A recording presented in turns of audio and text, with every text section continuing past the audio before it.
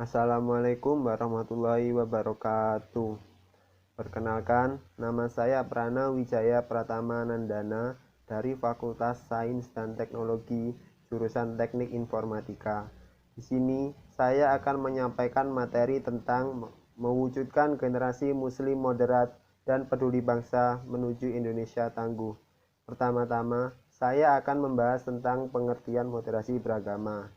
Moderasi beragama dapat dipahami sebagai cara pandang, sikap, dan perilaku selalu mengambil poros di tengah, selalu bertindak adil, dan tidak ekstrim dalam beragama.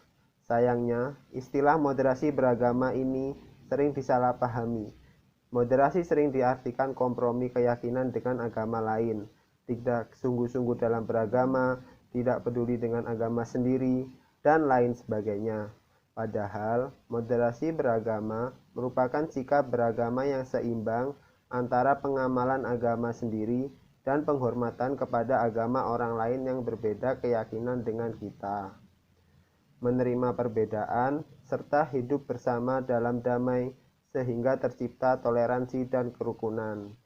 Dan salah satu bentuk moderasi beragama yang ditunjukkan oleh agama Islam adalah dengan memberikan kebebasan beragama.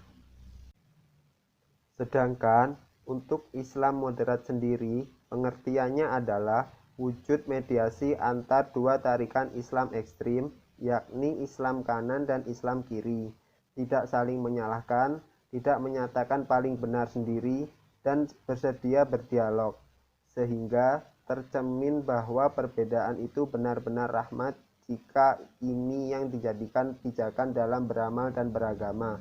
Maka inilah sebenarnya makna konsep Islam moderat. Selanjutnya, untuk bisa disebut sebagai orang yang memiliki sikap moderat dalam Islam, maka dibutuhkan ciri-ciri sebagai berikut.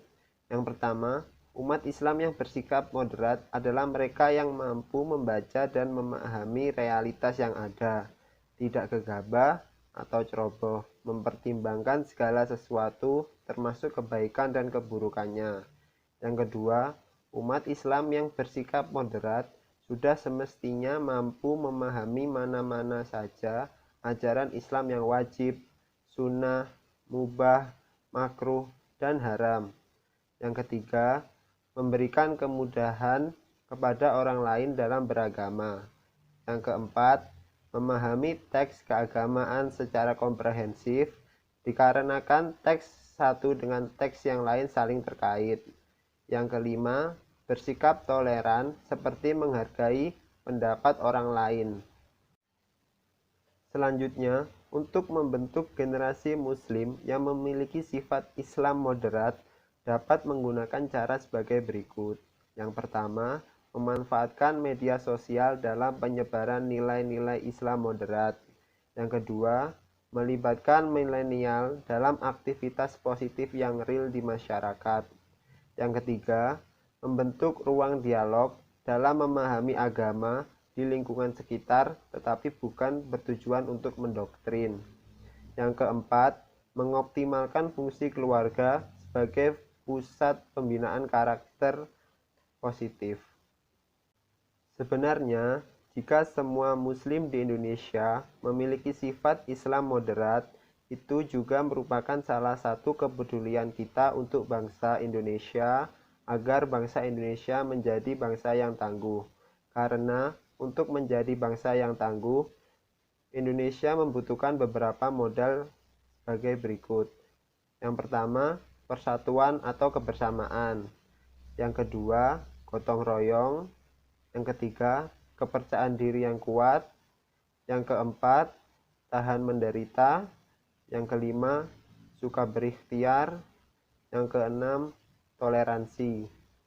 Oleh karena itu, kita dapat menarik kesimpulan bahwa jika semua generasi muslim di Indonesia memiliki sifat moderat, maka kemungkinan bangsa Indonesia menjadi bangsa yang tangguh sangatlah besar. Sekian dari saya, jika ada salah kata saya minta maaf. Terima kasih. Wassalamualaikum warahmatullahi wabarakatuh.